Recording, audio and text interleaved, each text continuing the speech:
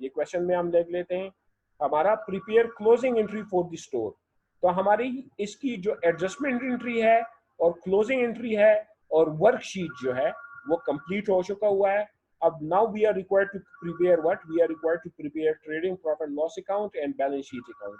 अब हमने ये फाइनेंशियल स्टेटमेंट सिर्फ बनाने हैं। तो फाइनेंशियल स्टेटमेंट बनाने के लिए मैं यहाँ पे एक और शीट बना देता हूँ। अब ये स्टेटमेंट का नाम, ये कौन सा स्टेटमेंट है, ट्रेडिंग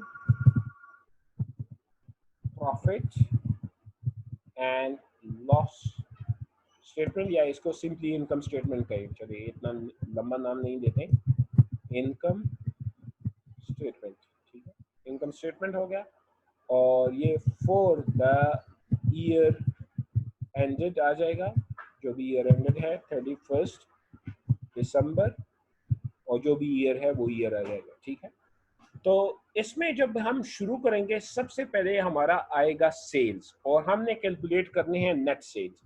तो हमारा शुरू होगा सेल्स से, और सेल्स का फिगर मैं यहाँ पे एक्सटर्नल कॉलम में, जो फाइनल कॉलम है उसमें लिखूंगा। और ये हम कहाँ से ले सकते हैं, ये हम यहाँ से भी देख सकते हैं अपने टी अकाउंट से, और इजीली हम इससे भी देख सकते हैं अपने वर्कशीट से, ठीक है। तो वर्कशीट में हमारा सेल जो है वो 7,42,774 है। सो 7,42,744, ये मेरा क्या हो गया, सेल्स। इसके बाद मैं जो सेल्स के बाद हमारे पास है less sales returns and allowances, ये लेस कर देंगे, ठीक है। जो सेल रिटर्न एंड अलाउंसेस भी हमें यहाँ पे पता लग सकती हैं। ये देखें, सेल्स रिटर्न एंड अलाउंसेस जो है हमारा कितना है, 2094। ये 2094 हमारा क्या हो जाएगा, ये हमारा जो है सेल में से माइनस हो जाएगा। तो 2094 किधर गया, ये है माइनस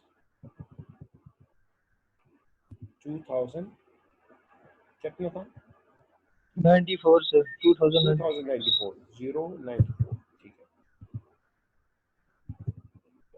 माइनस 2094। तो ये लेस हो जाएगा, तो हमारे पास क्या बचेगा, इसका नाम क्या हम रखेंगे, इसको हम कहेंगे नेट सेल। इसको मैं यानी अंडरलाइन कर देता हूँ और इसको हेडिंग देता हूँ net sales.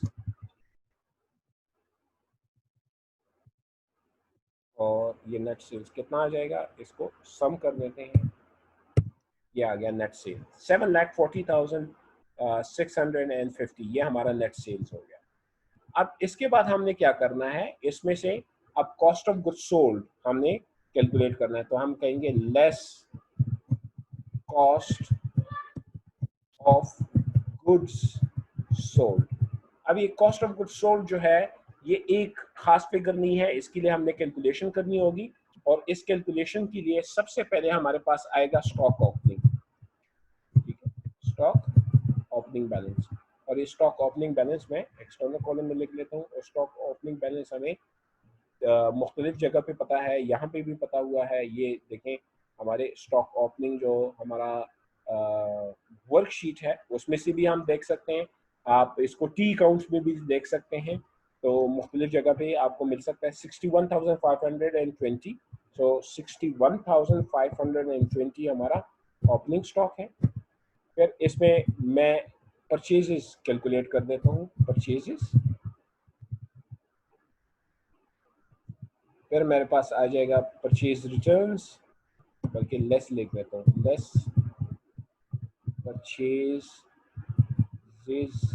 Returns and allowances. फिर लेस कर देता हूँ परचेजेस डिस्काउंट्स, और फिर ऐड कर देता हूँ carriage inwards, carriage inwards. Answer मेरे पास जो आएगा, इससे आंसर जो आएगा उसको मैं कहूंगा कि ये है मेरे पास नेट परचेजेस, नेट परचेजेस, और इसको कह रहे हैं नेट परचेजेस कॉस्ट, ठीक है, यानी परचेज की जो हमारी कॉस्ट बनती है वो कितनी बनती है। इसको मैं थोड़ा सा इंडेंट कर देता हूँ, ठीक है, ये स्टॉक ओपनिंग है। अब यहाँ पे मैं इनकी फिगर्स लिख लेता हूँ कि मेरे पास परचेजेस कितने हैं, वो मेरे पास यहाँ से भी पता लग सकता है, ये वर्कशीट से भी, और ये हमारे जो टी अकाउंट्स हैं यहाँ से भी पता लग सकते हैं। ये देखें हमारे पास क्या पड़ी हुई हैं, जनाब ये हैं परचेजेस, फिर ये हैं परचेज रिटर्न्स, ये हैं परचेज डिस्काउंट्स और कैरिज इनवर्ड, यहाँ से भी पता लग सकता है, और ये हमारे वर्कशीट जो है वहाँ पे भी पता लग सकता है। तो मैं वर्कशीट में से ले लेता हूँ। हमारे पास जो परचेजेस हैं, ये देखें परचेजेस वो कितने हैं, वो है 5,55,650, 555,650, तो 555,650 ये हमारे पास परचेजेस हैं। माइनस कर देते हैं, माइनस क्या चीज़ करेंगे, परचेज रिटर्न्स, तो परचेज रिटर्न्स हमारी कितनी है, ये है परचेज रिटर्न्स जनाब, वो है 1332, तो 1332 और माइनस कर देते हैं हमारे पास जो परचेज डिस्काउंट्स हैं, परचेज डिस्काउंट कितने हैं, वो है 5,292, ये देखें 5,292 यहाँ पे भी आ गए, और प्लस कर देते हैं, ऐड कर देते हैं कैरेज इनवर्ड, तो कैरेज इनवर्ड जो है वो कितना है, वो कैरेज इनवर्ड जो है वो जनाब है 1558, ठीक है, तो ये 1558 ऐड हो जाएगा, तो ये हमारे पास नेट परचेजेस आ जाएंगी। तो इसको मैं अंडरलाइन कर देता हूँ, और यहाँ पे नेट परचेजेस की जो कॉस्ट आएगी वो इसकी सम से मैं देख लेता हूँ, सम, और सम किसको कर देता हूँ, ये जो इसमें ऐड है प्लस है वो प्लस हो जाएंगे, जो माइनस है वो इसमें से माइनस ऑटोमेटिकली हो जाएगी, तो ये मेरी नेट परचेजेस आ गई। अब ये देखें, ये है स्टॉक ओपनिंग, ये है नेट परचेजेस, तो इसके बाद जो हमारे पास जो फिगर आती है इसको हमने क्या नाम देना है, इसको हमने नाम देना है जिसको हम कहते हैं cost of goods available for sale. ये कोई मुझे बता सकता है कि इसका मतलब क्या हुआ? सारी एक्सपेंस डाल के ठीक है, ये मैं कह रहा हूं कि जो हमारे पास पूरे साल जो अशिया हमारे गुड्स थे सेल करने के लिए वो कितनी थी, वो होंगी ये हमारे पास जो ओपनिंग स्टॉक था ये, और उसके बाद जो हमने परचेजेस की थी उसकी जो कीमत, ठीक है, वो ये है, जो हमने परचेज की थी उसकी कीमत कितनी है, 5.5 लाख, यानी 5,50,584, इतने का माल हमने साल में खरीदा था, और 61,520 रुपए का हमारा पुराना माल पड़ा हुआ था, तो टोटल हमारे पास कितना माल था, 6,12,104, 6,12,104 was the total amount of goods that were available, that were, मैं इस्तेमाल कर रहा हूं past tense, that were available for sale, तो हम कहते हैं cost of goods available for sale during the period, ये पीरियड में क्या थी, अवेलेबल थी, ठीक है। अब इसमें से क्या करेंगे हम, लेस करेंगे, क्या चीज, इसमें से लेस करेंगे स्टॉक, कौन सा वाला, ओपनिंग या एंडिंग, एंडिंग स्टॉक इसमें से माइनस कर देंगे, तो माइनस हमारे पास एंडिंग स्टॉक जो है वो क्वेश्चन में भी दिया गया है, क्वेश्चंस भी इसे ले सकते हैं, देखें अगर आप क्वेश्चन की तरफ जाते हैं तो ये एंडिंग स्टॉक दिया गया है, और इसके अलावा हमने वहां पे भी कैलकुलेट कर दिया हुआ है जो हमारे पास ये वर्कशीट है, ये देखें, ये स्टॉक क्लोजिंग या एंडिंग बैलेंस 92,784, सो 92,784 इसमें से माइनस कर देंगे तो हमारे पास कॉस्ट ऑफ गुड सोल्ड आ जाएगा, क्या आ जाएगा, कॉस्ट ऑफ गुड सोल्ड, तो मैं इसके सामने लिखूंगा और ये लिखूंगा कि दिस माइनस दिस, यानी प्लस कर देता हूँ। तो 5,19,000 इसको मैं माइनस साइन के साथ रिप्रेजेंट करूंगा। क्यों माइनस साइन के साथ रिप्रेजेंट करूंगा? इसलिए कि ये हमारा एक्सपेंस है, ठीक है, cost of goods sold. Actually now इसको मैं बोल्ड कर देता हूँ और मैं ये इसको भी बोल्ड कर देता हूँ ताकि ये अब एक दूसरे को रिफ्लेक्ट कर सके। हमने कहा था कि हमारे पास नेट सेल कितने हैं? 7,40,650। और फिर हमने कहा था कि हमारे पास जो कॉस्ट ऑफ गुड्स सोल्ड है वो कितनी है? वो है, कॉस्ट ऑफ गुड्स सोल्ड हमारी है, वो ये आ गई है 5,19,320। इसके अलावा एक चीज और मैं यहाँ पे लेस कर देता हूँ और फाइनली मैं लिख लेता हूँ लेस सेल्स। क्या चीज रह गई है? रिटर्न रिटर्न तो हो गई है। क्या रह चुकी थी? सेल्स डिस्काउंट, ठीक है। एक्चुअली अगर यहाँ पे ना भी प्रेजेंट करूं तो इसको, क्योंकि मैंने ट्रेडिंग प्रॉफिट लॉस में क्लोज किया था तो इसलिए मैं इसको यहाँ पे प्रेजेंट करूँ। अगर यहाँ पे प्रेजेंट ना करें तो एक्चुअली सेल्स डिस्काउंट जो है हमारे जो सेलिंग एक्सपेंसेस हैं उसमें आ जाएंगी, ठीक है।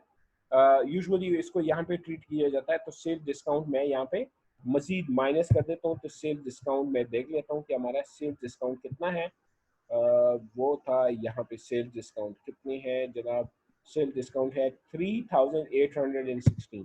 तो 3,816 ये भी माइनस हो जाएगा। तो हमारे पास जो बचेगा उसका नाम क्या आएगा? उसका नाम आ जाएगा ग्रॉस प्रॉफिट, ठीक है। तो तो यहाँ सर ये पे शेयर डिस्काउंट के ऊपर जिधर से आपने शेयर रिटर्न माइनस किया उतने से नहीं माइनस कर सकते? वहां से भी कर सकते हो, वहां से भी कर लो, कोई फर्क नहीं पड़ता। लेकिन वहां पे मैं यूजुअली बताना चाहता हूँ कि हमारी जो नेट सेल है वो इतनी है और ये सेल डिस्काउंट को मैं एक सेपरेट कहना चाहता हूँ कि ये जो हमारी है एडमिनिस्ट्रेटिव एक्सपेंसेस में आनी चाहिए। इसको टेक्निकली मुझे जो करना चाहिए था वो ये करना चाहिए था कि ये जो सेल डिस्काउंट है इसको ट्रेडिंग प्रॉफिट एंड लॉस में नहीं बल्कि प्रॉफिट एंड लॉस अकाउंट में से क्लोज करना चाहिए था, क्योंकि ये एक एडमिनिस्ट्रेटिव एक्सपेंस है, ठीक है। तो ग्रॉस प्रॉफिट हमारे पास आ जाएगा। ग्रॉस प्रॉफिट कैसे कैलकुलेट होगा? हमारे पास है नेट सेल्स और इसमें से माइनस हो रहा है हमारा कॉस्ट ऑफ गुड्स सोल्ड और माइनस हो रहा है हमारा सेल्स डिस्काउंट। तो हमारे पास ग्रॉस प्रॉफिट आ गया है। अब ये देखें यहाँ पे 2,17,514 ये ग्रॉस प्रॉफिट यहाँ पे भी कैलकुलेट हो गया था, 2,17,544, ठीक है। 544 आ गया था। यहाँ पे कितना है? यस सर 14 वहाँ है। 14 आया था। अच्छा, क्या कौन सा फिगर हमने चेंज कर दिया भाई? स्टॉक ओपनिंग 51,520, स्टॉक ओपनिंग 51,520, ये 55,650, 55,650, 2,094 और 3816, 2,094, ये 2,094 हमारा ये है 2,094 और 3816 ये भी मौजूद है। और फिर है 1558, 1558 ये भी मौजूद है। और 13,332, 13,332 ये भी मौजूद है। 5,292, 5,292 ये भी मौजूद है। 742,774, 742,700 ये 44 मैंने लिखा हुआ है, ये क्या है? 74 है। ये यहाँ पे गलती हुई है, ठीक है, यहाँ पे गलती हुई है। एक क्वेश्चन है सर। जी जी जी सर।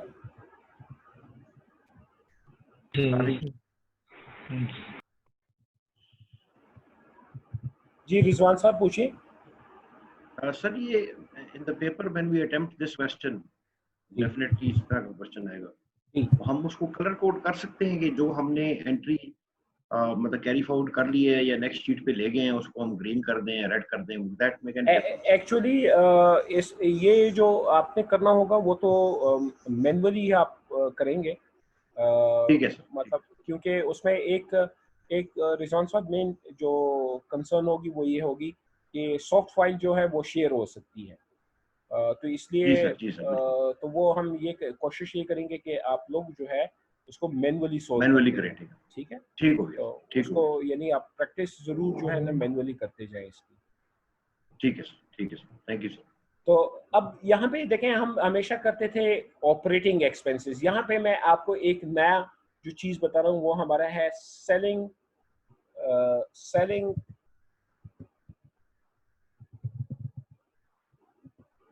नहीं, sales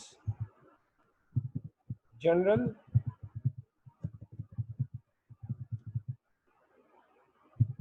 and admin expenses. Sale general and admin expenses ये हमारे क्या होंगे, हेड बनेंगे। अब ये सेल्स जो जनरल एंड एडमिन एक्सपेंसेस हैं इसको मैं बोल्ड कर देता हूँ कि ये हमारी हेडिंग है।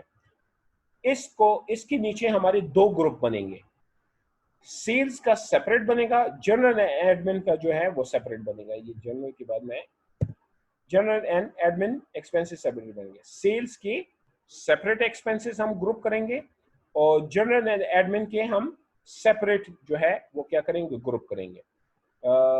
वैसे जो हमने पहले तरीका कहा था कि हम इसको बॉक्स कर सकते हैं, तो इसको बॉक्स कर लेते हैं ताकि हमें पता लगे कि ये हमारे ग्रुप्स हैं। ठीक है, ये हमारे ग्रुप बन गए। अब इसके बाद यहाँ पे हमारे पास सबसे पहले मैं लिखूंगा सेल्स एंड मार्केटिंग। सबसे पहले हम जो हेडिंग लेके आएंगे वो सेल्स एंड मार्केटिंग एक्सपेंसेस, उनको देखेंगे कि सेल्स एंड मार्केटिंग एक्सपेंसेस हमारे कौन कौन से हैं। तो मैं उनका ग्रुप यहाँ पे बनाऊंगा, पहले सेल्स एंड मार्केटिंग एक्सपेंसेस का ग्रुप बना दूंगा और सेल्स एंड मार्केटिंग के बाद जो ग्रुप बनाऊंगा वो जनरल एडमिनिस्ट्रेशन का बनाऊंगा।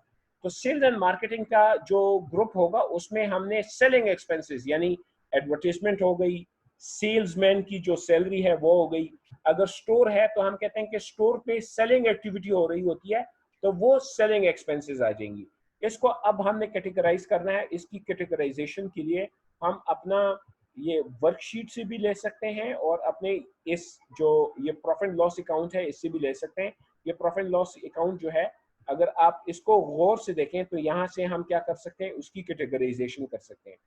अब सबसे पहले आपने मुझे वो बताना है कि डिप्रिसिएशन स्टोर इक्विपमेंट, तो जो स्टोर में जो इक्विपमेंट है आप में ख्याल में वो सेल्स पर्पस के लिए इस्तेमाल हो रहा है या नहीं हो रहा है?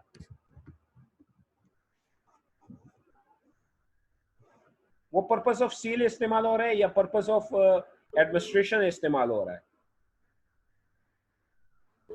Purpose of sale administration. ठीक है, एडमिनिस्ट्रेशन। देखिए एडमिनिस्ट्रेशन जो है वो ऑफिस यूज होता है, यानी ऑफिस में अकाउंटेंट बैठा है उसका जो इक्विपमेंट है तो वो एडमिनिस्ट्रेशन यूज है। लेकिन स्टोर इक्विपमेंट यानी स्टोर में क्या है, फॉर एग्जांपल कॉफी मशीन पड़ी हुई है, उनके रैक्स पड़ी हुई हैं, फ्रिज पड़ी हुई हैं, चिलर पड़ी हुई हैं, वो चिलर वगैरह जो है एडमिनिस्ट्रेटिव वर्क के लिए इस्तेमाल नहीं हो रहे हैं, वो सेल्स जनरेट करने के लिए हो रहे हैं। तो इसलिए ये सेलिंग एक्सपेंस आएंगे। ये सेल्स सैलरी जो है ये कौन से हैं, ये भी सेलिंग एक्सपेंस हो जाएंगे। अच्छा, सेलिंग स्पेस है, यानी जो अब देखें हमारा जो स्टोर है उसमें हमने क्या किया हुआ है, डिवीजन की हुई है।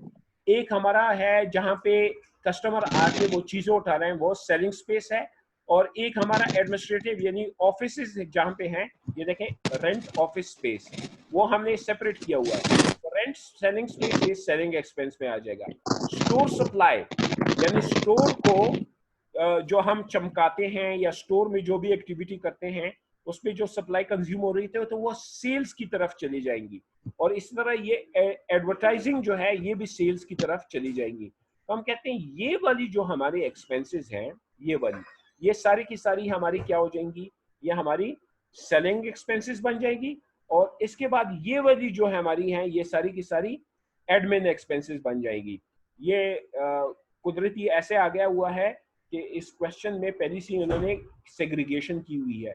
अगर सेग्रीगेशन इस तरह नहीं होगी, so you will be required to pick and choose. क्या आप कहेंगे कि ये वाली सेलिंग में जानी चाहिए और ये वाली एडमिन में जानी चाहिए, ठीक है। अगर आप करेंगे तो I will appreciate your answer, और अगर आप इसको सेग्रीगेट नहीं करते हैं और एक ही इंटीग्रेटेड फॉर्म में लिख लेते हैं कि ये सारी की सारी ऑपरेटिंग एक्सपेंसेस, तो आपके मार्क्स डिडक्ट नहीं होंगे। लेकिन गुड वर्कर यानी जो ए ग्रेडर है, यदि उसमें जो अगर मैंने डिस्टिंक्शन करनी है वो इस पे हो सकती है कि अगर कोई इसको सेपरेटली रिप्रेजेंट करते हैं। तो यहाँ पे मैं इजीली इसको यहाँ से कॉपी कर देता हूँ और यहाँ पे Alt Control V और वैल्यूज जो है वो पेस्ट कर देता हूँ कि सिर्फ मुझे वैल्यूज चाहिए, ठीक है। ये आ गई। इसको मैं थोड़ा सा इंडेंट कर देता हूँ ताकि पता चले कि ये हमारे सेलिंग एंड एडमिनिस्ट्रेटिव एक्सपेंसेस हैं। इसको मैं ग्रुप कर देता हूँ और इनका टोटल यहाँ पे एक्सटर्नल कॉलम में लिख लेता हूँ कि ये हमारी टोटल है। एक्चुअली इसको मैं यहाँ पे ले आता हूँ।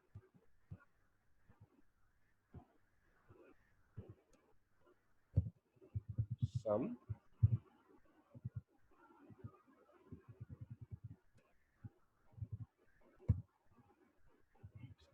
माइनस साइन होना चाहिए क्योंकि ये एक्सपेंसेस हैं। तो ये एक्सपेंसेस मेरे कौन से आ गए, ये सेलिंग एंड एडमिन एक्सपेंसेस आ गए। बल्कि इसको यहाँ पे और कंट्रोल बी, तो ये सेलिंग एंड एडमिन एक्सपेंस आ गए।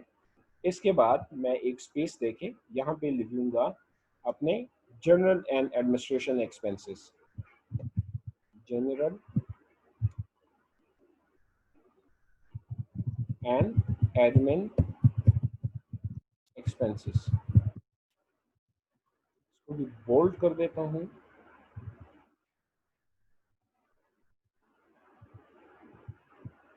और यहाँ पे अब मैं अपने जनरल एडमिन एक्सपेंसेस जो हैं वो ले आता हूँ। और जनरल एडमिन एक्सपेंसेस आप देखेंगे ऑफिस जो है वो एडमिनिस्ट्रेटिव यूज है, ऑफिस सैलरी एडमिनिस्ट्रेशन है, इंश्योरेंस एडमिनिस्ट्रेटिव कॉस्ट है, रेंट ऑफिस एडमिनिस्ट्रेटिव कॉस्ट है, स्टेशनरी जो है एडमिनिस्ट्रेटिव कॉस्ट है। तो ये सारी की सारी यहाँ से कॉपी करके फाइनेंशियल स्टेटमेंट के ये जो इनकम स्टेटमेंट है और कंट्रोल वी वैल्यूज जो है पेस्ट कर देता हूँ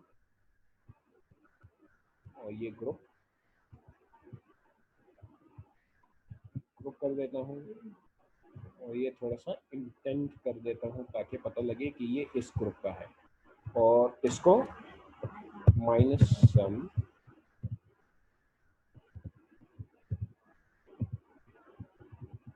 यहाँ से यहाँ तक। तो ये मेरी क्या बन गई, ये मेरी एडमिन कॉस्ट बन गई, ठीक है। तो अब मुझे क्या पता लग रहा है, मुझे एक्चुअली इससे फायदा ये हो रहा है, कि मेरा ग्रॉस प्रॉफिट 2,17,000, उसको मैं ट्रैक कर सकता हूँ कि हमारा जो मार्कअप है वो एडमिनिस्ट्रेटिव कॉस्ट की वजह से कंज्यूम ज्यादा हो रहा है या हमारी सेलिंग कॉस्ट की वजह से कंज्यूम क्या हो रहा है।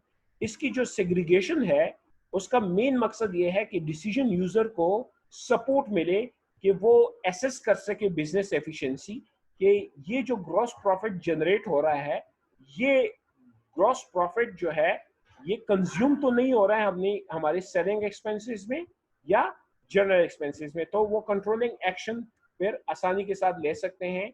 यदि अगर इंटरनल यूजर है तो वो ये देख सकते हैं कि हमने अपने सेलिंग एक्सपेंसेस या अपने एडमिनिस्ट्रेटिव एक्सपेंसेस को कैसे कम करना है।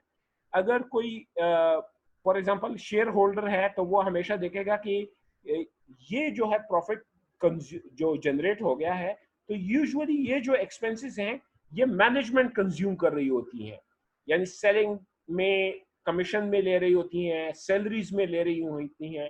तो वो इसकी एफिशिएंसी चेक कर सकते हैं कि बिजनेस की एफिशिएंसी है क्या। ऐसे तो नहीं है कि वो प्रॉफिट खुद ब खुद कंज्यूम कर देती हैं और जो मालिक के लिए कुछ भी नहीं छोड़ती। तो ये एक एडमिनिस्ट्रेटिव कंट्रोल या उसकी आप कह सकते हैं कि स्टीवर्डशिप जो कंट्रोल है उसके लिहाज से ये जो फॉर्मेट है, ये फॉर्मेट जो है बहुत ही प्रूडेंट रहता है और प्रोडक्टिव रहता है। अब इसके बाद हमारे पास जो प्रॉफिट बचेगा उसको हम नाम देंगे नेट प्रॉफिट। अगर प्रॉफिट है तो प्रॉफिट होगा, अगर लॉस होगा तो स्लैश ये, यानी अगर नेगेटिव फिगर है तो लॉस हो जाएगा। हम करेंगे इसको कैसे करेंगे, gross profit minus selling expense और माइनस जो हमारे जनरल एडमिन एक्सपेंस है, तो हमारा नेट प्रॉफिट 36,512, यह हमारा फाइनल फिगर प्रॉफिट हो गया है। तो इसको मैं बोल्ड कर देता हूँ और इसको अंडरलाइन, डबल अंडरलाइन कर देता हूँ कि ये हमारा फाइनल फिगर है 36,512. It is the same figure which is being calculated right here, and it is also calculated right here as well, 36,512. तो फाइनेंशियल स्टेटमेंट में ये रिप्रेजेंट हो चुकी हुई है। तो हमारा जो इनकम स्टेटमेंट है, इनकम स्टेटमेंट वो एक्चुअली अब क्या हो गया है, ये हमारा जो इनकम स्टेटमेंट है वो कंप्लीट हो चुका हुआ है। इनकम स्टेटमेंट के बाद फिर हम बैलेंस शीट बनाएंगे, ठीक है। तो बैलेंस शीट इंशाल्लाह आई होप कि you people will be able to create by yourself. Balance sheet में अब आप लोगों ने क्या करना है, जिस तरह हमारी पुरानी प्रैक्टिसेस है कि हम क्या करेंगे, इसमें जो परमानेंट अकाउंट्स है ये प्रेजेंट कर देंगे, बैंक है, लोन है, स्टेशनरी है, एसेट में। बल्कि 10 मिनट रहते हैं तो मैं इसको जल्दी जल्दी से, आप थोड़ा सा पेशेंट रखिए, तो मैं जल्दी जल्दी से इसको क्या कर देता हूँ, यहाँ पे प्रेजेंट भी कर देता हूँ।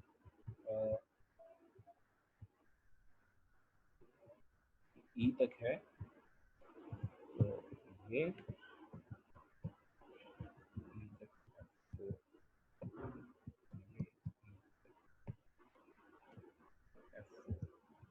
मीनवाइल अगर कोई किसी का वो जो क्वेश्चन था वो क्वेश्चन पूछ सकता है।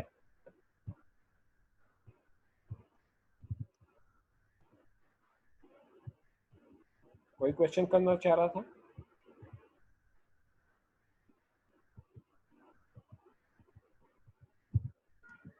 ये हो जाएगा बैलेंस शीट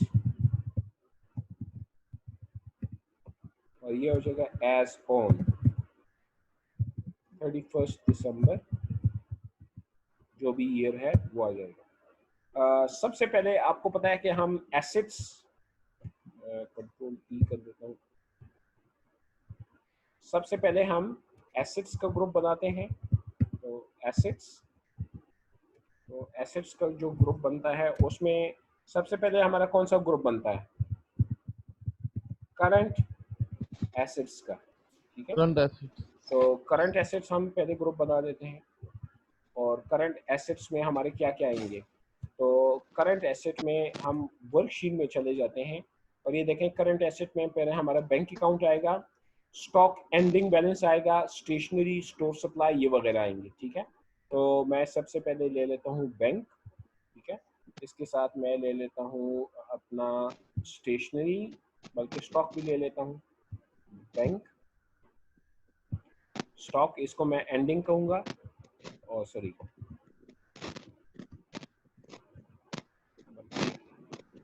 ये प्रीपेड इंश्योरेंस ऑफिस नहीं, यहाँ तक, ठीक है। ये हमारे क्या हैं, ये हमारे हैं जनाब, ये हमारे हैं करंट एसेट। तो इसको कॉपी कर देता हूँ और यहाँ पे उसको alt control we, values paste कर देता हूँ। और एक चीज़ को मैं चेंज करूँगा, ये जो स्टॉक है ना, इसको ओपनिंग नहीं बल्कि एंडिंग स्टॉक की वैल्यू मैंने लेनी है, एंडिंग, ठीक है, एंडिंग स्टॉक की। एंडिंग स्टॉक आपको अब याद भी आ गया होगा कि कौन कौन सी है। मैं इसको डायरेक्टली जो ई है वहाँ पे लिख लेता हूँ। बैंक अकाउंट हमारा कितना है जनाब, हमारे बैंक में है 24,000, तो ये 24,000 आ जाएगा बैंक अकाउंट में हमारा, 24,000। स्टॉक एंडिंग जो है वो एंड पे पड़ा हुआ था, बल्कि यहाँ पे भी हमारे पास मौजूद है, देखें स्टॉक एंडिंग, ये 92,784, तो 92,784 ये हमारा स्टॉक एंडिंग आ गया। स्टेशनरी, अब ये मुझे वहाँ से चाहिए, स्टेशनरी, स्टोर सप्लाई वगैरह, ये यहाँ से चाहिए मुझे, ये है, ठीक है। प्रीपेड इंश्योरेंस तक कंट्रोल सी कर देता हूँ, और ये alt control we, values paste हो जाए। तो ये हमारा स्टेशनरी, ऑफिस सप्लाईज और प्रीपेड इंश्योरेंस, ये हमारे करंट एसेट्स का ग्रुप हो गया। इसको मैं ग्रुप कर देता हूँ और इसको यहाँ पे टोटल कर देता हूँ, तो काउंट इक्वल टू कर देता हूँ और ये टोटल, ये बोल्ड जाएगा बोल्ड। तो ये मेरे करंट एसेट्स क्या हो गए, बन गए। करंट एसेट्स के बाद मेरे पास क्या आएंगी, फिक्स एसेट या नॉन करंट एसेट। ठीक है, नॉन करंट एसेट्स। तो नॉन करंट एसेट्स में हमारे पास दो चीजें हैं, एक हमारे पास है स्टोर इक्विपमेंट और एक है ऑफिस इक्विपमेंट। तो सबसे पहले हम शुरू करते हैं स्टोर इक्विपमेंट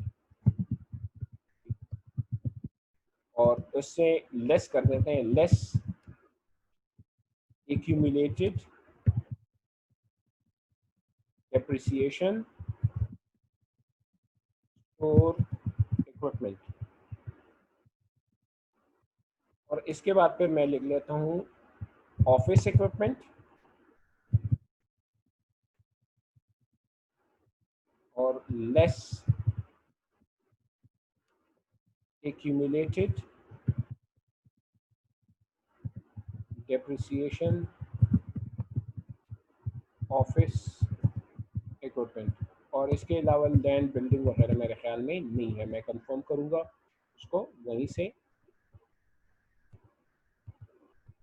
ठीक है, अब यहाँ पे इसकी वैल्यूज, जो हमारी स्टोर इक्विपमेंट की वैल्यू है वो हमें वर्कशीट से ही पता लग सकती है, ये दो हैं। ठीक है, ये ऑफिस है, ये स्टोर मैंने पहले लिखा हुआ है, तो ये तो ये कितना है 3,81,780, बल्कि इसको कॉपी कर देता हूँ यहाँ पे और कंट्रोल वी वी, और ये जो है ट्रांसफर कर देता हूँ और ये माइनस साइन, ये हमारा आ जाएगा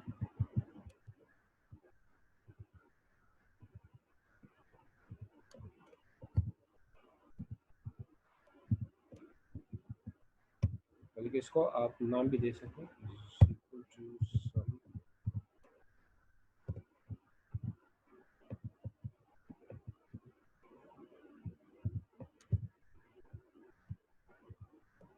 इसको आप नाम देख सकते हैं कंट्रोल वी करके, स्टोर इक्विपमेंट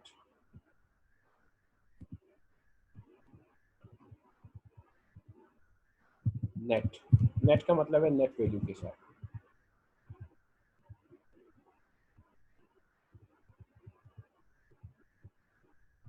और ये भी आ जाएगा office equipment net.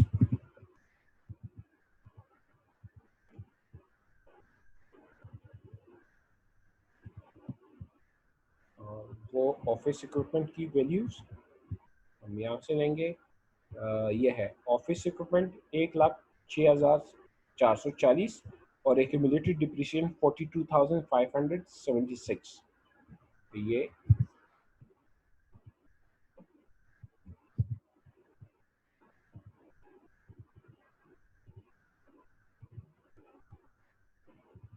Minus sign के साथ है। और एक बार फिर इसको एक्सटर्नल कॉलम में लिख लेते हैं, ये भी बोल्ड कर देता हूँ।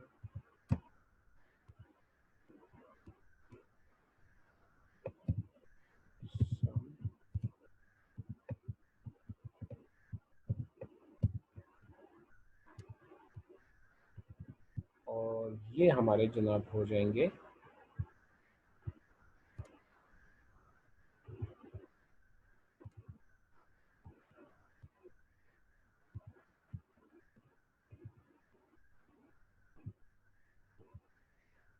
इसको मैं नाम दूंगा total net non current asset या फिक्स एसेट, जो भी नाम देंगे। दिस प्लस दिस, ये हो गई। और इसके बाद हमारे पास जो आएगा वो आएगा टोटल एसेट्स। टोटल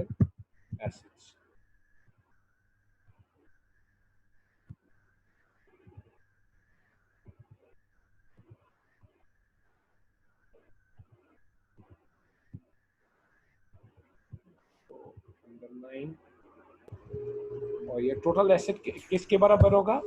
ये होगा हमारा current asset plus net fix asset जो है इनका टोटल। तो ये हमारे पास आ गया ये टोटल, और इसको अंडरलाइन करते हैं डबल। तो ये हमारे जो एसेट्स हैं वो कंप्लीट हो गए। और एसेट्स के बाद फिर हम सबसे पहले करंट लाइबिलिटीज आ जाएंगी, और करंट लाइबिलिटीज में अगर मैं ढूंढना चाहूँ तो हमारे पास वो एक डेटर्स हम भूल गए हैं। डेटर हमारा फिक्स नहीं उसमें आता है, ये हम भूल चुके थे। तो डेटर्स भी हमने यहाँ पे ऐड करना है। स्टॉक से पहले मैं ऐड कर देता हूँ, इंसर्ट, और यहाँ पे आएगा डेटर्स, और ये डेटर्स जो है 200,000, तो इससे ये फिगर ठीक होगी। अब सबसे पहले हमारे पास है क्रेडिटर।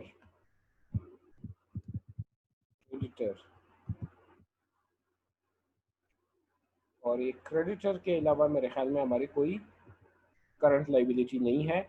और 8,776 यही हमारे पास एक ही करंट लाइबिलिटी है। इसके अलावा और कोई करंट लाइबिलिटी नहीं है। इसके बाद हमारे पास लॉन्ग टर्म लाइबिलिटी आ जाएगी। लॉन्ग टर्म लाइबिलिटी, अब ये देखें मैंने जो करंट लाइबिलिटी है उसके लिए एक ही फिगर है, तो उसके लिए टोटल मोटल करने की जरूरत नहीं है। तो आप इसी को, बल्कि ये नीचे आएगा, इसी को बोल्ड कर दें कि ये हमारे पास एक ही करंट लाइबिलिटी है। तो इसको हम प्रेजेंट करें। फिर लॉन्ग टर्म लाइबिलिटी में हमारे पास है लोन, ठीक है, और लोन एक भी है, वो भी एक ही है। इसके अलावा हमारे पास और कोई लॉन्ग टर्म लाइबिलिटी नहीं है, वो है 1 लाख की। तो वो 100,000 यहाँ पे हम प्रेजेंट कर देते हैं, ठीक है, 100,000 ये आ गई। तो ये हमारा ये भी बोल्ड हो गया। इसके बाद यहाँ पे मैं लिख लेता हूँ, बल्कि इसको बोल्ड करने की जरूरत नहीं है, यहाँ पे मैं लिख लेता हूँ टोटल लायबिलिटीज। तो ये टोटल लायबिलिटीज जब मैं टोटल कर देता हूँ, क्या आ जाएगा, this plus this, so it will become 1,08,776। और इसके बाद हमारे पास आएगा ओनर्स इक्विटी। और ओनर्स इक्विटी में क्योंकि अब मैंने इक्विटी स्टेटमेंट नहीं बनाई, सिर्फ बैलेंस शीट बना रहा हूँ, तो मैं थोड़ी सी डिटेल दूंगा। तो सबसे पहले मैं लिखूंगा कैपिटल, और इसमें लिखूंगा ओपनिंग, यानी ओपनिंग कैपिटल मेरा कितना था, और मैं इंटरनली इसको डिस्प्ले करूंगा। तो कैपिटल मेरा था जनाब, ये है कैपिटल। तो कैपिटल मेरा था 5,03,158। तो 5,03,158 को कंट्रोल बी, मैं वैल्यू पेस्ट कर देता हूँ यहाँ पे, ये आ गया। फिर इसके बाद हमारे पास क्या हुआ, नेट प्रॉफिट आया। नेट प्रॉफिट इसमें क्या हो जाएगा, ऐड हो जाएगा। तो नेट प्रॉफिट कितना है वो तो ऊपर भी हमारे पास मौजूद है, ये देखें, ये नेट प्रॉफिट ये मौजूद है 36,512, ठीक है, 36,512। तो ये हमारा कैपिटल इंक्रीज, ठीक है, total increase in the capital from the operation हो जाएगा। और लेस हम कर देते हैं विद ड्राइंग्स, लेस ड्राइंग्स कर देते हैं। तो ड्राइंग्स कितना था हमारे पास, ड्राइंग्स यहाँ पे मौजूद है। ड्राइंग्स कितने हैं जनाब, ड्राइंग्स है 32,400। तो control C,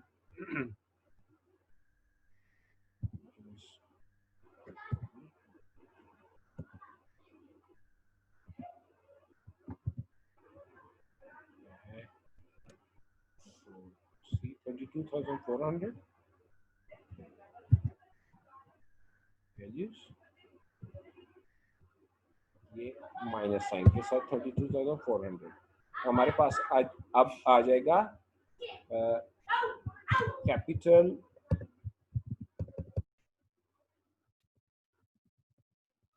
ending, ending capital की वैल्यू हमारे पास आ जाएगी। इसको बोल्ड कर देता हूँ, इंडेंट कर देता हूँ ताकि पता लग सके। इसको ग्रुप कर देता हूँ, इसको यहाँ भी प्रेजेंट कर सकता हूँ। तो सम ये हो गई। अब इसके बाद फाइनली मेरे पास जो आएगा वो फिगर कहलाएगा कि हमारे पास टोटल लायबिलिटीज